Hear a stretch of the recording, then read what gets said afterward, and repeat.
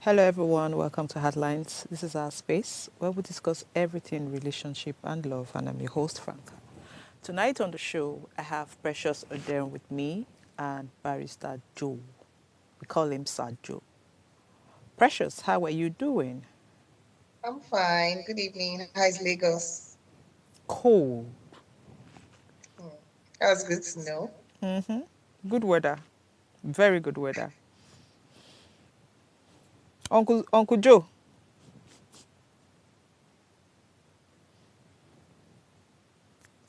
he's muted. Sir Joe, Yeah, it's muted. How are you? Good evening. Uncle, good evening. Good evening, my daughter. How are you today? Oh, yes, say. Oh, yes, say, sir. Call. I heard that you think the weather is good. I heard it's been raining in Lagos. Weather for two. I miss you. Hmm. Did you see Sajo's eyes? Oh, my name. It's not me you will put in trouble. I think say you get my power. Should you say you get my power? Eh? No. Precious, how are you, Jerry? Sajo, how are we over there? We're doing good. Okay. Yeah, Sajo, Very you're good. glowing. That's He all I will is. say. Sajo, that's all I will say. You're glowing. He's even dancing. Sajo, you're glowing. No comments. I know you can't say anything now, I know. Okay, so we have an interesting topic today. We're discussing should wealth be shared equally among siblings? For those with their papa get money. I ain't know waiting I want to. For those with their papa get money. Okay, Sajo, we want to hear you speak on this. Why will I be the one speaking on it? Did I tell you that my father has money? No, Or that, had that money before he maybe you died? don't judge matter when the papa get money. Now waiting I want talk. But personally, I feel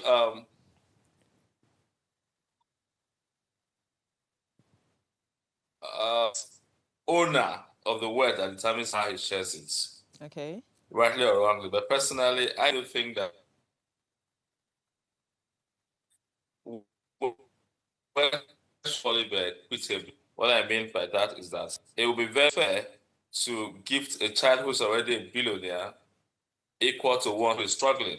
The same way it would be unfair to gift a child who's already working, same with a child who is probably still in school at the time of your dealings. So it will be more appropriate to have an equitable sharing of wealth instead of an equal sharing of wealth. So what I mean in essence is to give each person according to his Their needs. needs or what you think he requires to have some level of stability and improvement in his present state. I agree. So that when you're gone, his life will not be so difficult that questions will be raised as to whether indeed you had arrangement of preparation for your children. Okay. I totally agree. But in a different Yeah. way. Precious, what do you think?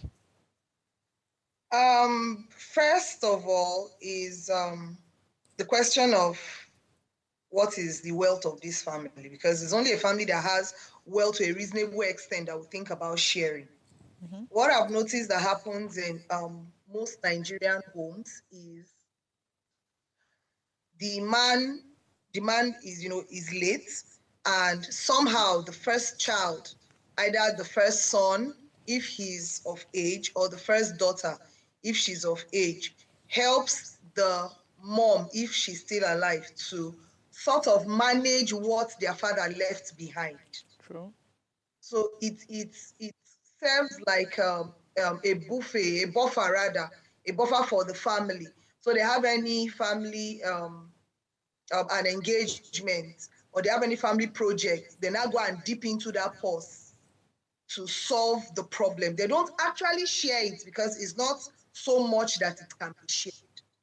Now, for families that have so much that can be shared, Sajo is a lawyer. Some people have wills, so the will now comes into play and they can actually share. If they decide to contest, that's another ball game altogether. But Okay. for those who don't have, it has to do with the sharing will now have to do with the family dynamics. I've seen siblings who you felt they were okay, they were friends. The moment Papa died, they become enemies. Just because one person is eyeing something somewhere and feels that that is what is his or her right. Why is this other person, before you hear you say, Mama, they support last born. She no support first born. Mama get favorite child. Mama, they support this one. So the family dynamics can also come into play where there is no will and testament that can help them to share the wealth. Okay. Okay, so I get you. But so in my head, I'm just thinking because really, okay, I get that maybe the father, so for parents that have a will, understandable. And also, if the wife is still alive, then I really don't see any need to share. But again, it depends on the amount of wealth and family dynamics. But I would expect that if siblings are united, you know, then what you suggested was what I was going to say, that what both of you suggested, that according to the need of the child, you just have that money there for the mom because she's now the head of the family. So she's in charge of it. And then Yeah. if there's any child who needs support, then you begin to support the child. But that I must share. Maybe the parents know why they won't share them and all that. But again, if it's not shared properly, then there's a problem. That means there's no unity. So when you have issues with the sharing formula, does it mean that the family is not united, Sergio?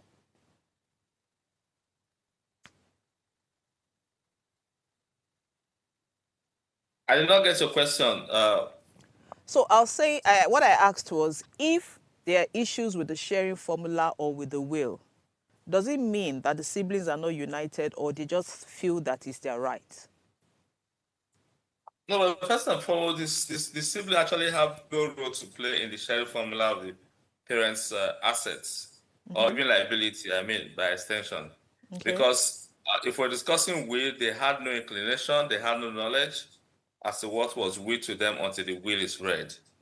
So it will be unfair to tie that to any sibling rivalry, however put. But over time, we see that people tend to um, um, what's the word? I'm trying to use something mild, not something that will be easily interpreted out of context.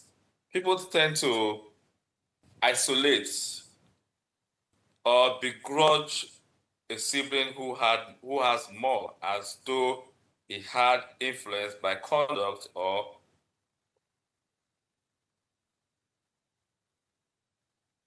words on the decision of the parent that actually made his or her will. But it will be very unfair to treat anybody with respect to what he or she got from the will, because ordinarily, in the proper scheme of events, he or she would not have known what was coming to him or her as at the time the father or the mother was Alive. preparing the will. So I don't think that should impact on any form of rivalry among siblings, personally. Okay. Okay, so but my question is, when they find out, because I have seen situations where the will is read and the children question, you understand, they counter it.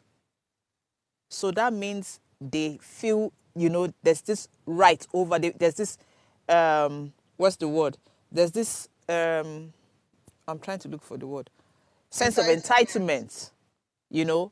There's this sense of entitlement they feel, oh, this is what I'm supposed to get, because that's the only reason why you want to question a will made by your dad. Especially if... But you see, yes, the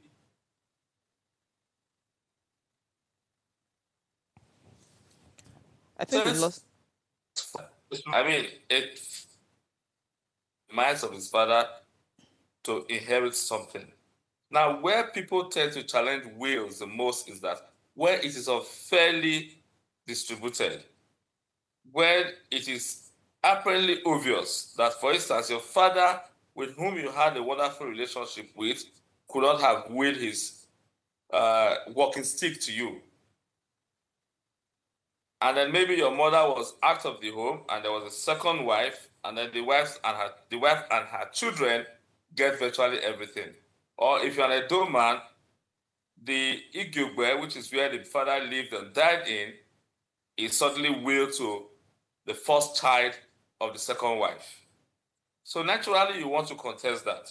Or in a situation that I handled years back, the house that you built for your father while he was alive, at the demise, you discover that he willed the house to the second wife's second child. And you're wondering what sort of fairness and justice is that when I was the one who built this house for you? And you must have been influenced by some external factors that will need to be interrogated and questioned in a court of law. Okay. So, but Sergio, from this example you gave, that I built a house for you doesn't mean it's my house. It's my father's house, so it doesn't mean I have to inherit it, right? We are not challenging the decision of your father to will the house. Okay. Now, what is challenged most time is the capacity of his mind. Okay. At the time the will was written, whether he was still capable of independent distribution of his assets or whether he was influenced. So what we are coming to court to prove is not, fairness or injustice. We are saying that as at when he did that act, he was no longer in full control of his faculties, or that this is not even his signature. Okay. Or with a man as knowledgeable as he is, he could not have willed his ego, by which he knows is the natural inheritance of the first son, to another child. Okay. Okay, so Sergio, a question. I want to ask a question because this usually happens. I've seen cases for this where this happened. Now, there's a family that, a family where it's just a monogamy family. And the man has 6 children. And then the son is not the first. The son is the the first son is the 4th child. So there are 4 girls and then 2 boys. And then naturally the first house goes to the son. The man's house goes to the son, right? But guess what? It is the second son that built the house. So can that second son question, because the second son spent money building that house, and then the first son wants to take it because he thinks he's right? Can that be taken to court? Now, if that is where the man lived and died, and the man is an Edo man, there are several authorities that says that house cannot even be part of his will. Okay. Because it traditionally belongs to the first son. Okay. So yes, it can be challenged. Okay. So the second son can claim because the second son built the house. No, the second son cannot even challenge it. If that house forms part of the will and it does not go to the first son, it is the first son that has the right to challenge the will. Okay, so that means the first son has no right, even if he was the one that built the house. The second son, you mean? Yes. Yes. Okay, but if that, and then the last testament of a man is sacrosanct. It cannot even be challenged. Okay. The only thing you challenge, as I said earlier, was questioning his capacity and his complete cognitive control or use of his faculties at the time he made the will. Okay, but if that was not the house the man lived and died in, then the first son can question the capacity of the father. The second son can question the capacity of the father. But if it is proven that the father was in his full senses, then it's his decision, it's his property. No, if there was no will. If there was no will, then there's nothing to question now. Yeah, if there's no will, the first son wants to take. So the man has 2 houses, one where he was living and another one where he goes to visit. But the first son says, because the first son says the man's property is his property. And it was the second son that built one of the houses. Now, there's another aspect of it, right? I don't know the tribe of these persons you're talking about. Okay, so he has to be tribal. Okay. I'm an Issa man. You see, if a man dies intestate, that's without a will, his tradition automatically kicks in. Okay. The succession and inheritance rules or laws of his custom or a tradition that he has adopted during his lifetime. Comes in. As an Eastern man, everything owned by your father is held in trust. I'm not saying it is owned by the first son. It is held in trust for the use of the children and the wives who remain unmarried, who automatically becomes the responsibility of the first son to cater for. Okay. So he holds it in trust for the entire family. Okay. Okay. There's problem with this traditional. I tell you. Okay, but Precious, I don't know what you know about, you know, wealth and its. But if it was the Yoruba tradition, sorry, before Precious comes in, so that I'll just, if it was the Yoruba tradition, depending on what he practiced, he will either be doing the Idigi or the Orijori, which simply says that they will share according to the heads of the family, or they will share according to the number of children. Okay. And at this point, there's nothing like first son, because the Yoruba, unlike the Edo, the core Edo culture, shares property to women. In Edo, women do not inherit from their father. Okay. I think it's the same thing in the Igbo culture, in the Igbo land. I know the Igbo culture. There's a celebrated case of Owundijo and one Onitsha custom where it has been held to be repugnant to natural justice that a female child will not inherit from his father. So I think the Igbo culture has gone to the Supreme Court, and the Supreme Court has said that a daughter can also inherit. Okay, but I don't think it's universal because I don't think the women inherit in my own place. Okay, so but Precious, you want to share something from your own culture? So in my culture, first daughters are important. Okay. And so even if the man has a will, okay, and he has a first child who is a first daughter, who is a female child, and then he has a son, even if the will states that the majority of what he owns would go to the first son, because of the tradition, would defer to the authority of his elder sister. Okay. So in my place. What tribe is that? I'm from the northern part of Cross River. Where, to be precise? Ekori. Ikoro, is that a Boki tribe or? No, we are called the name, there's a local parlance that they used to call us, but you know where Ugep is? I know the entire northern coast. Okay, so Ugep is my local government. No, Ugep is my local government. My village is, if you're going from Calabar, so my village is immediately after Ugep. So your ancestors were feeding on human flesh? Oh yes, they were. Were you expecting me to deny? To say no. I'm sure I thought that came as a shock to him. Okay, so Precious, yeah, you were educating us about your culture. Yes, so it doesn't matter what the will says because of the cultural dynamics. Okay.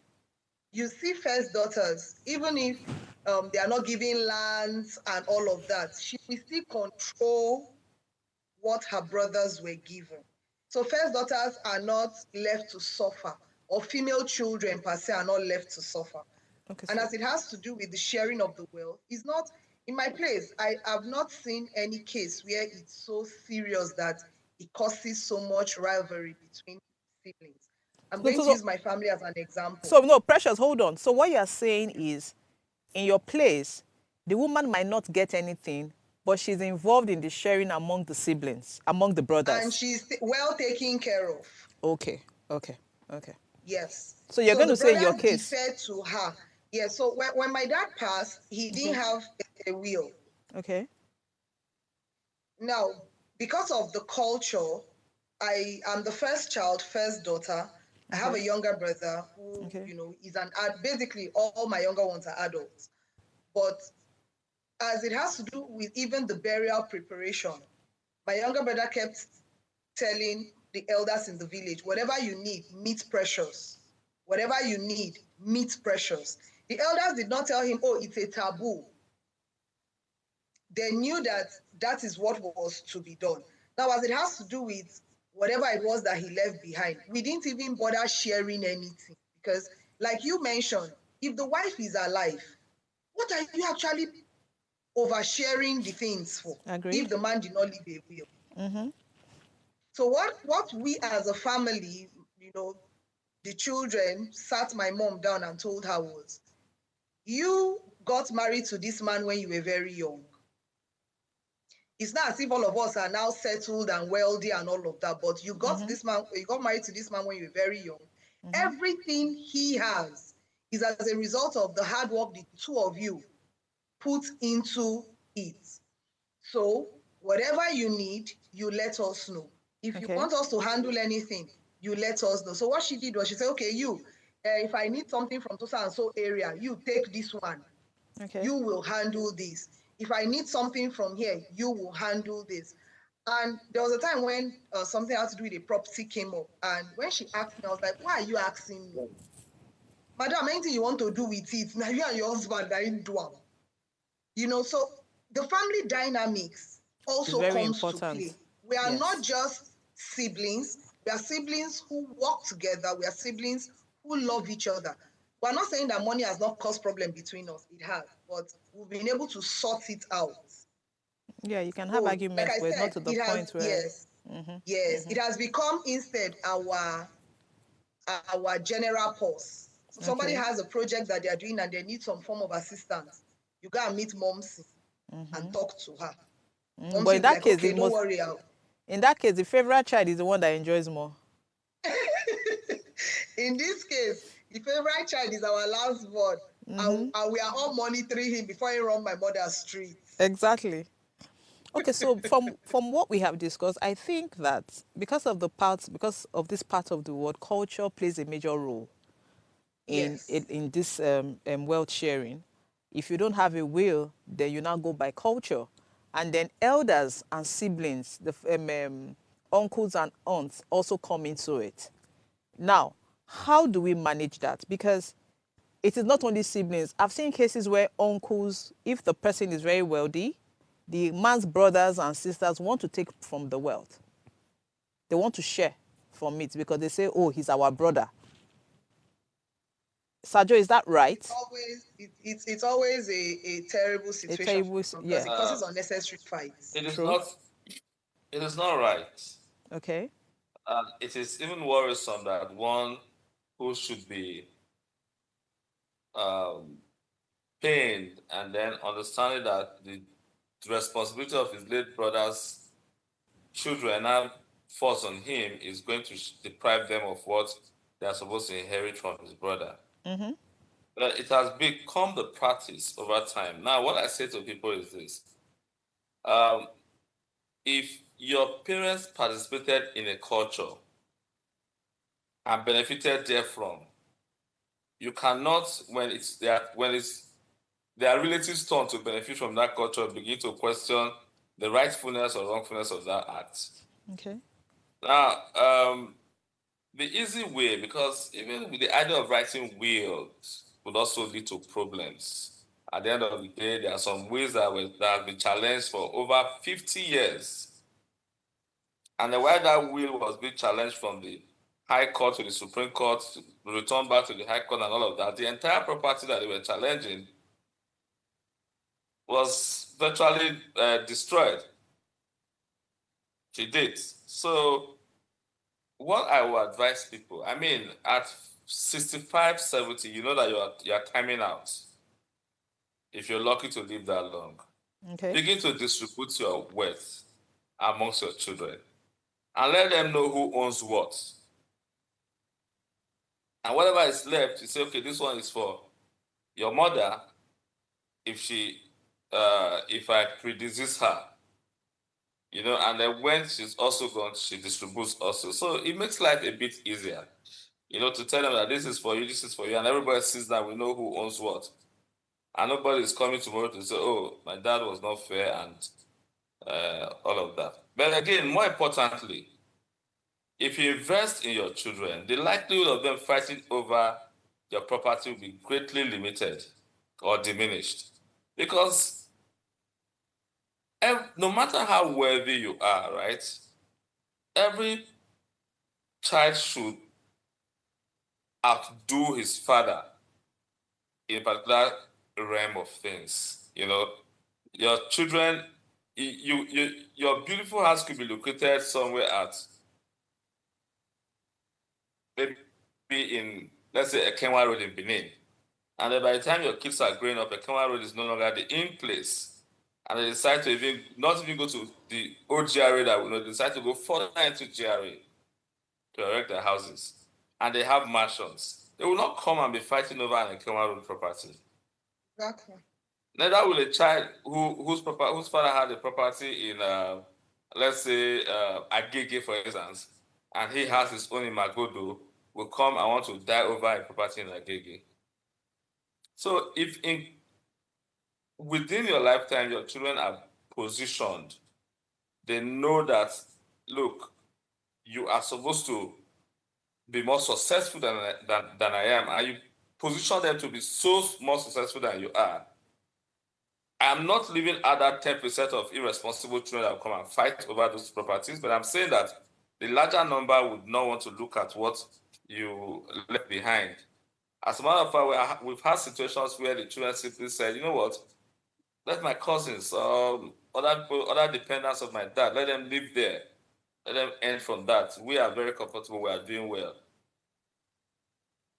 So for me, the only thing better than will is wonderful, but the only thing better than will is to distribute your wealth or your assets while you're still alive. Okay. Particularly if your children have reached the age of responsibility. It's I don't know why. There's a story that a friend shared with me. Someone I know passed her husband. She was 25, between 23 and 25, and she had just she had two young children, and the husband passed. Do you know that the family ripped this woman off every single thing the man left? And after taking everything, have never for one day asked how that woman is dealing with the two children. Maybe because she didn't have a boy, because she had two girls. But I don't even think it's about the gender of the kids. The lady was between 23 and 25. Do you know how young? They stripped this lady of everything she had. And guess what? When she was married to this man, the man asked her not to do anything. They just got married. So I'm thinking it was like 5 years into, maybe 3-4 years into their marriage. And he passed on. The family came and took everything. And it's always from the east. Most of the stories I've heard, they're usually from the east. I don't know if it happens anywhere else, but maybe because I'm from the east and I know. You see them coming and there's this sense of entitlement towards their brother's property. So I don't know if they even think about the children. In that case, the children have nothing to share. And these people spend this money and they don't care. I don't know if it's because they feel they trained. Is it that they helped the guy become who he was, or who he is before he died, who he was before he died, or what? What drives that action? Precious, does anything like this, or does it happen in your own area, like from where you're from? Where I'm from, it won't happen. No. Oh, really? That's nice. No. It won't happen because what the villagers or what the elders will say is, so who will come and live in the man's house? Oh, really? Yes, the brothers can stay, the sisters can stay, the relatives can stay, but it is very important that the man's blood also occupies, for instance, the house in the village. Yes, if the kids are young and all that, they might step in to help out, but they would not outrightly deprive the kids, because in my place, not just the female children, all children are taken care of, like they are special. So even if you had that child outside of wedlock, it doesn't matter. Oh, the one you born before you marry. My place does not know other born before I marry or born after I marry. You have a child, you have a child. You're dead, your child has to inherit something, your child will. Will the uncles, of course, we have families that we have greedy people. Will they still try? Yes. Can they get away with it? A little bit, but they will not be able to get away with all of it. Okay. Some will still be left, yes. Oh, wow. That's nice. That means, you guys, Sajo, it doesn't happen it doesn't happen in the Edo culture That what? that the woman is, the family wants to take the man's property from the wife when the man passes on. No, but that is not even thinkable. That's not thinkable because except in situations where maybe they had no child from the marriage, but that would also be very rare because even in such situations, the surviving brothers have a duty to Protect the cater for woman. their their late brother's wife. So Oh, I have really? never seen a situation where brothers or sisters would want to come and claim inheritance from their late siblings' property. No, Oh, that's are that's you even unthinkable. serious? Oh, it happens in the East. The stories are here. Yes, it happens a lot in the East, and the reason it Yeah. happens in the East, it's not far-fetched. You see, the Eastern traditional now there is no, with the kindest respect to my Igbo brothers and sisters, there's no agreed customary law of the Igbos. They have smaller enclaves and practices which they have over time come to accept. Because they jointly hold asset and property, it's easier for them to say this property Bukani. Okay. You understand? Properties are hardly owned by individuals. So they can say, oh, after all, you did one boy with me and I settled you. So you also should settle this. So this is what my brother intends to use to settle my son. So they have this very organized communal way of living that they tend to jointly hold assets. Unlike other tribes where mine belongs to me and not us. So I hear you loud and clear, but trust me, there are cases where it's not about us, because there are cases where because I personally think that sometimes this action is driven by poverty, as in the mind, for the poverty mindset. Because if you're comfortable, if you're rich mentally, that's not what you want to do. You understand? Because you'll be thinking about your brother's children. If you didn't have an eye for the man's property, you won't want it. It's not the first thing that comes to mind. And when you hear experiences, you hear how the man dies, they have not even buried the man. The man might be in the mortuary and they're already fighting over property. It's that bad. No, So but you see, most times the excuses they give actually is that they are trying to secure the properties for who? For the man's children.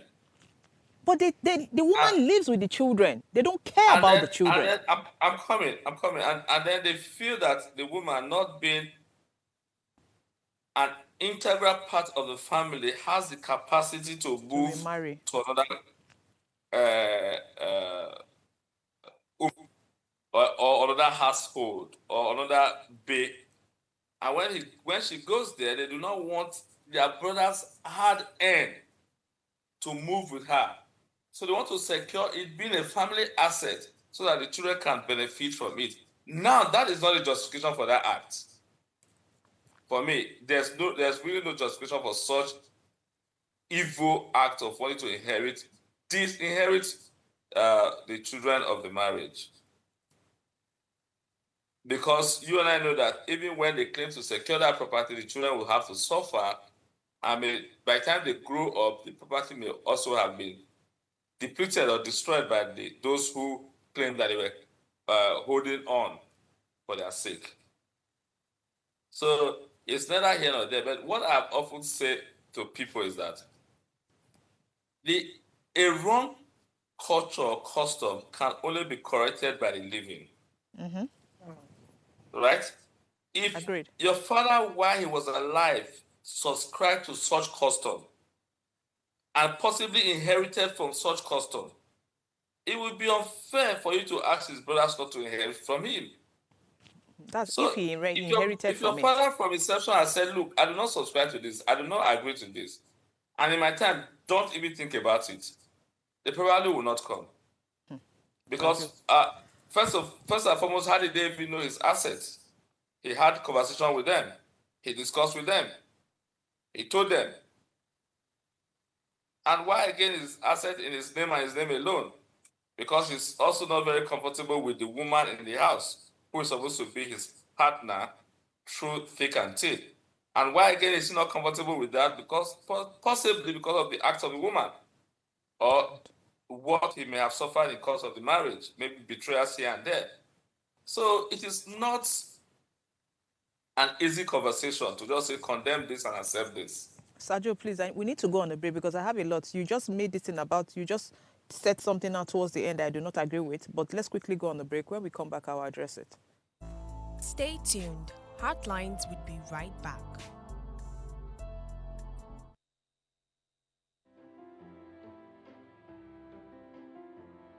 This season on Heartlines, we're committed to making a difference in people's lives.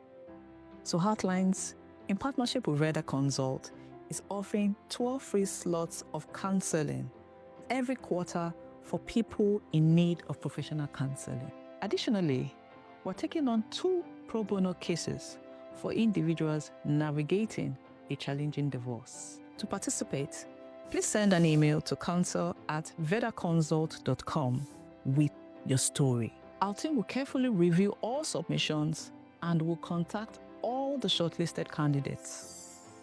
Heartlines is live Mondays to Fridays at 10 p.m. So engage with us.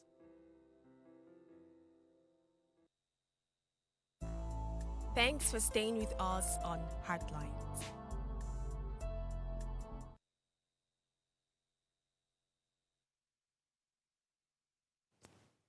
Please know that you can share your story with us via WhatsApp number 0819038463 or call in to join in the conversation on 07025007749 or 07014242420. And please, please, please, please remember to subscribe to our YouTube channel at Official Upgrade TV. Okay, so Sajo, there was something you said before we went on the break, and I bet to disagree. There's no, it's the whatever it is that the man decides not to have the woman's. I don't know what most men think when they're buying properties and they refuse or do not want to include their wife's name, but it's not always about the woman. Some people just think that, like what you said, like if anything happens to me, and for some reason I die, my wife shouldn't carry the property. Sometimes it's a selfish reason. It's not that the wife is not good or the wife did something all the time. There are people who their wife is very good, but because they have that mentality that, oh no, I shouldn't buy a property with my wife, that's why they do it. It's not always about the woman. You understand? Because you always push this narrative that men do these things because of what they've experienced from their wife. Sometimes it's not about what they've experienced, it's just what they have heard. Do you understand? And I don't think that there's any woman, Sajo, who will want to maltreat the children, even if he born for devil. Seriously, did you just say that? Yes. There's no woman who will her own children. Franca, calm down. Okay. I think you may be living in the bubbles right now on this. Okay. Now, there are several situations, countless, where women have had to sell their late husband's asset and elope with another man and abandon their children to the grandparents or to their grandparents, paternal grandparents. Several, not one or two. Okay. So to generalize that no woman. Good. Just the same way you generalize to say that the man took that decision because of what he has experienced with the woman. Frankly, you either did not hear me. Sergio, I heard you loud and clear. Can I finish talking? Or you're elected to pick what you wanted to deal with. I was analyzing several situations that could lead to that. That's not what you said, I Sergio. said several. I didn't just say this could be the reason. Sergio, you said loud and clear that for the man not to have put it because he doesn't feel comfortable with the wife, and it is because of what the wife would have done in the past. That was your comment. I held on to it, and I was waiting for us to come back after the break. Maybe when we are done with this, you will replay it and hear me properly. I heard you loud and clear. My point is, Sergio... But if that is all you heard, then it's okay. Yes, that's what I heard. And that's why I said that most times it's not always the case. It's not, the men don't do it just because of that. It don't take out the fact that, yes, some women can be terrible. Yes, it's possible. But like I said, I don't even think that any woman, same way I feel everybody should be fair, I think there's an extreme. Most times, what's the percentage? But it's extreme. For someone, you gave birth to a child and you don't feel responsible. That's the height of irresponsibility, if you ask me. And I do not want to believe that any right mother in her senses will do that. But again, I haven't seen, but you say you have seen, which is fine. I'm not doubting you.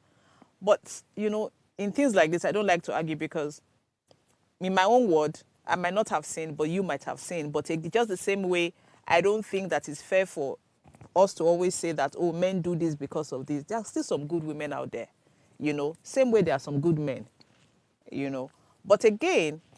You see, I'm not going to go back there, but I'll just say to you that, first and foremost, it is the man's property, and it's our liberty to do with it as he pleases. Okay. The same way the woman is at liberty to do with her property as she pleases. Okay. But what I was just analyzing was that there could be situations where the man did what he did. I'm not in any man's mind. Everything we're saying here is speculative and allegedly. Okay. So we do not have a live situation where we are giving opinions or advice on. Okay. For all it is worth, the person who decides to do a particular act must have his reason, whether it is justified or not. He's not stupid. He did what he did because he feels that is what is best for him at the time he did it. Sergio, you just said something. He's not stupid. You said he's not stupid. So... It's not what? You said he's not stupid. Is that you not also generalizing that he was in his right senses when he did it? Is that not you general? What if the man was actually stupid? You know that a man can actually be stupid to his own benefits. Exactly. But his stupidity is not affecting it. It's not about a third party's asset. It's his asset. Sergio, you just said something. He has right to be stupid about his own assets. Yeah, but you just said he's not stupid. So it could be that he's stupid and took a wrong decision. Whenever you wear black to the studio, you seem to be in the mood to argue. No, Sergio, you know why? Sergio, you know why I say this? Let me explain why. Because if we say these things are right, because if you have brought children into this world, this is me. I really don't care about the man's property. I'm not interested in anybody's property. Do you understand? I'm speaking for myself. But if you have brought children into this world and then you live with that person, you do not separate from the person, but you are scared to leave your property in the name of that person. Does it make any sense? Or joint property? This is me just being open-minded. I'm thinking aloud here. You're with somebody you don't trust, you cannot leave anything with, and then you don't separate from that person. Do you understand? You're living with that person and you're putting things in your name knowing fully well that anything can happen. If anything happens to you, nobody knows tomorrow. You can sleep and don't wake up. not for just for the men, both ways, man or woman, male or female. What happens to those things? Who is your next of kin? You understand? Because I feel those are the reasons why in-laws can come in and do certain things. Because if you're doing this, let's be very practical.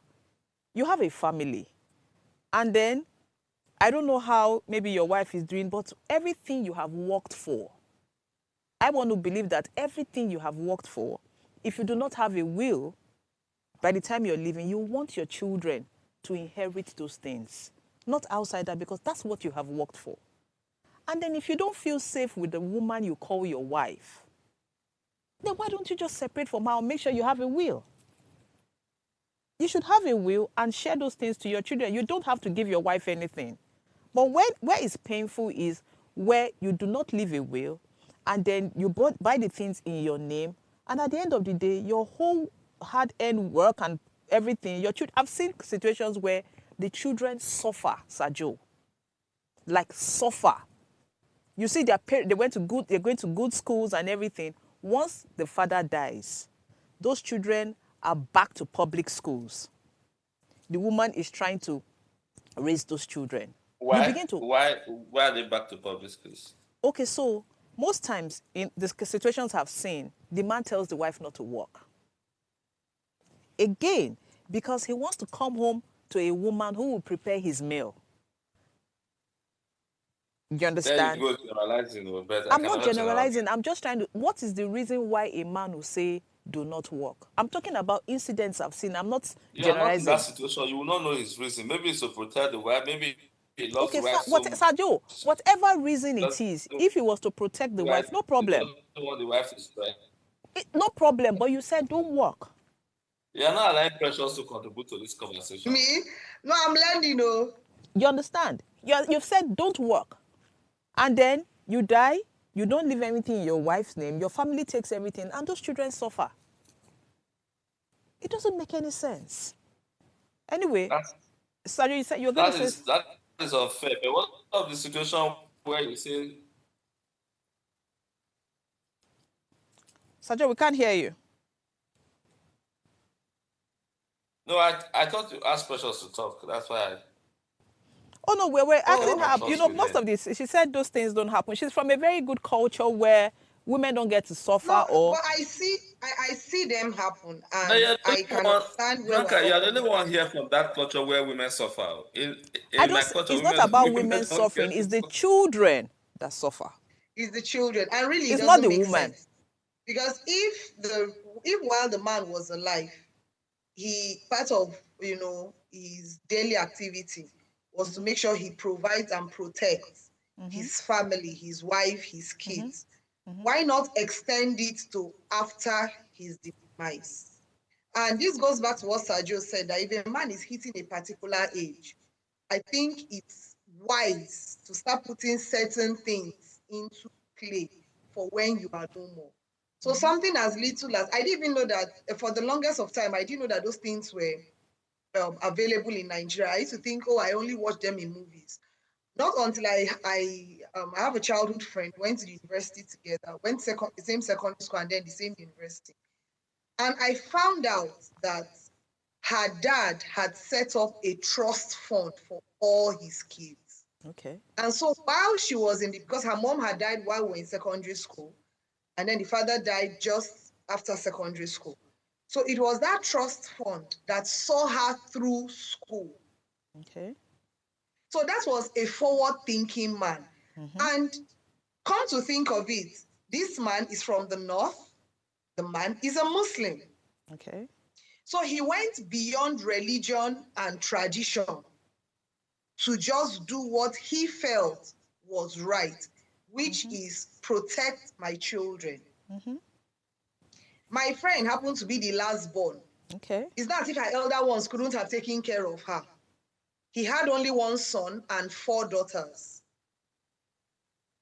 But like I said, so I didn't even know. Just that time I was like, babe, I don't understand. She was like, no, because you hear her say statements like, there is a payment coming in. Oh, this has been taken care of, a payment. So it took us a couple of months to figure out what was going on. And then, she said, well, she has a trust fund that was set up by the dad, and until she hits a particular age, she doesn't have access to the trust fund. But the sister, the first child, who was like in control of everything, was now the one doing all of the disbursement. And let me tell you that as we finished school, it was easy for her to say, oh, I'm, furthering my education. She went on to do her master's. Like, the money was not the problem because the man had gone as far as setting up. Excellent. I don't know if they are bad trust funds, but setting up a good trust fund. No, but So, this is excellent, yeah. Yeah. So So it's it's for me, it's something not that about. people, Sorry?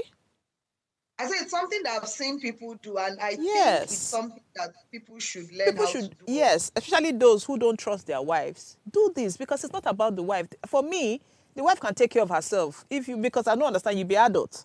Do you understand? If anything happens, you get hand, you get leg. That's how I see it. For me, you get hand, but those children, secure their future. Set up those kind of things for them, and and then that's it. They would never suffer. Nobody will come and start sharing property, and all that. But again, back to the conversation. We've agreed that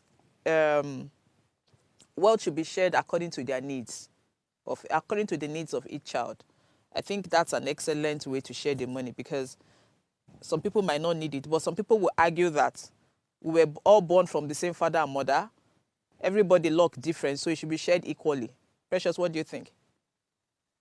That's what some people will say, but again, it's if you don't want it to cause conflict, if sharing equally is what will work for your family, share equally. Good. But if sharing equally will cause problems, then please share according to the needs of the family. Or better still, don't share. Every time you have a need or something. I've seen families, that's what they do. Oh, this one wants to pay school fees, they pull out from there. Oh, this one has one issue somewhere, they need money for whatever, they pull out from there. And hope that the source of funds don't run out. Excellent. And then even this wealth, what are we talking about? Is it buildings? Are there going to be like tenants in buildings? Is it businesses? Is it just his whatever he saved in his savings accounts? Or if because we're talking about man, what if not the woman will die and I ain't get the money?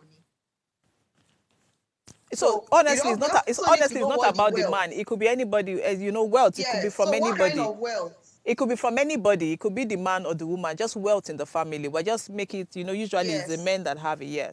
So Sergio, we need to go. Sergio, your final thoughts. And what you need to do. So it's not a one size fits all answer. Just do what is applicable to your family. Yes. Sergio? Okay, my final take is because usually it is the wealth of the man that is subject to distribution. Yeah. In Africa or in Nigeria, most times the woman's wealth is recovered by her family. And then the man begins to sound stupid and irresponsible if he says, oh, it's my wife's wealth, I'm supposed to benefit from it, or my children to share from it. That said, the best way to go about this is to lay a proper foundation of love in your home. Now, when there exists an unbreakable bond of love amongst your children, the issue of sharing equitably or equally will not even arise. True. So the essence, even if you share equally, the one who knows that his younger one or his older one needs more will take from his own and add to that person's own and say, look, exactly, I'm good. You need this to push up to a particular level in life. Yeah. So what is most important for me here is that whether you die 100 years, you die 50, you die 60, it's important that you leave behind an unbreakable foundation of love amongst your children. True. Okay, so thank you all. We'll see you guys tomorrow. Sergio, see you tomorrow.